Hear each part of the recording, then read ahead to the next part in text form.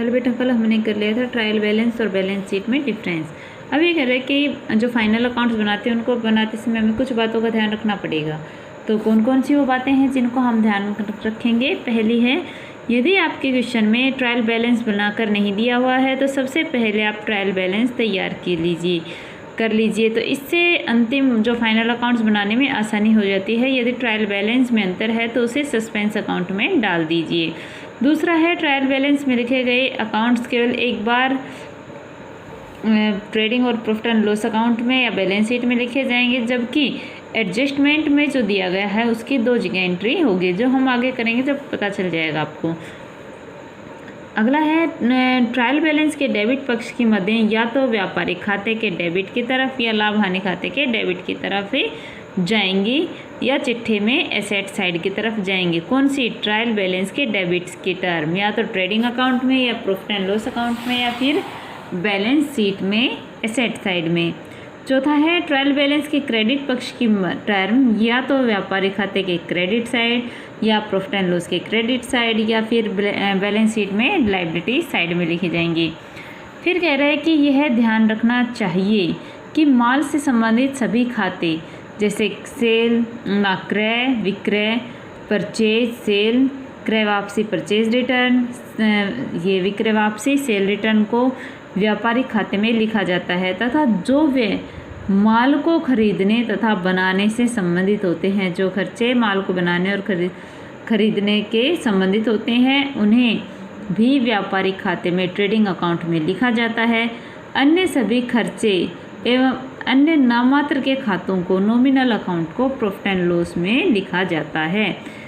अगला है, समस्त व्यक्तिगत खातों तथा वास्तविक खातों को हमेशा, देखिए मोस्ट इम्पोर्टेंट है ये point, real accounts and personal account और रियल अकाउंट को हमेशा हम बैलेंस शीट में लिखते हैं। ठीक है, बैलेंस शीट में।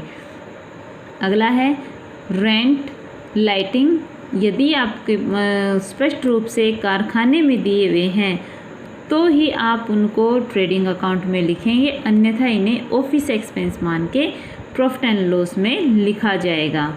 ठीक है, जैसे कि आपके पास दे रखा है फैक्ट्री रेंट, इससे पता चलता है कि फैक्ट्री में तो सामान बनता है, कहाँ जाएगा? ट्रेडिंग अकाउंट में। और यदि ये कह रखा है रेंट तो ये कहाँ जाएगा? प्रॉफिट एंड लॉस अकाउंट में।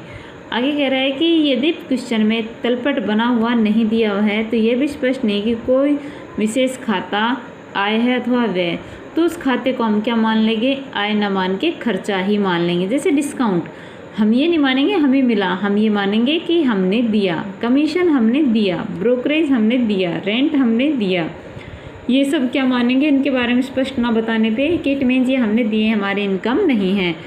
आगे है, चिट्ठे की संपत्ति और दायित्व दोनों पक्षों का जोड़ हमेशा क्या होता है? इट मीन्स बैलेंस शीट के डेबिट एसेट्स और लायबिलिटी साइड का जोड़ क्या होता है? एक दूसरे के बराबर। चलिए अब क्वेश्चन करते हैं। हमारे पास क्या रखा है ये कि सियाराम साड़ी भंडार निम्न शेषों में 31 दिसंबर 1993 को समाप्त होने वाले वर्ष का स्थिति विवरण बनाइए। हमारे पास दे रखा प्लांट एंड मशीनरी, क्या है हमारी? Assets, land and building assets, furniture build assets, cash in hand हमारे क्या एसेट्स, बैंक और draft liability, debtors creditors, debtors assets और creditors liability, bills receivable assets और bills payable liability, closing stock assets, investment assets, capital liability, drawing liability और net profit हुई। ठीक है, तो ये क्या है? कैपिटल में से ऐड या लेस होने वाली टर्म है। कौन सी? ड्राइंग और नेट प्रॉफिट। देखिए हमने बनाई बैलेंस शीट, इस साइड लायबिलिटी, इस साइड एसेट्स। तो सबसे पहले हम करंट एसेट्स क्या होते हैं कि जिनको शॉर्ट टाइम पीरियड में कैश में कन्वर्ट किया जा सकता है, तो ये ऑलरेडी कैश है तो ये सबसे पहले लिखा जाएगा कैश। फिर बी आर 2 या 3 महीने के लिए बिल लिखा जाता है, उसके बाद आपको पैसे मिल जाते हैं तो ये बी आर। उसके बाद शॉर्ट टर्म का इन्वेस्टमेंट, फिर है डेब्टर्स, फिर क्लोजिंग स्टॉक, फिर फर्नीचर, फिर plant and land and building. यानी कि पहले करंट एसेट्स, उसके बाद आप फिक्स एसेट्स करोगे। सेम एज करंट लायबिलिटी हमारी क्या है? बैंक और ड्राफ्ट सबसे पहले, फिर हमारा बिल्स पेबल, फिर क्रेडिटर्स और कैपिटल। कैपिटल में हम ऐड करते हैं नेट प्रॉफिट और लेस करते हैं ड्राइंग।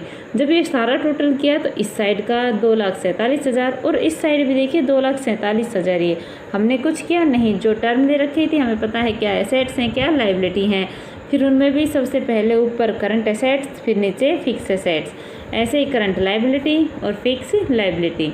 ये किया ऑटोमेटिक हमारा दोनों साइड बराबर हो गए। इट मीन्स हमारा क्वेश्चन सही है, हमें तरीके का पता है।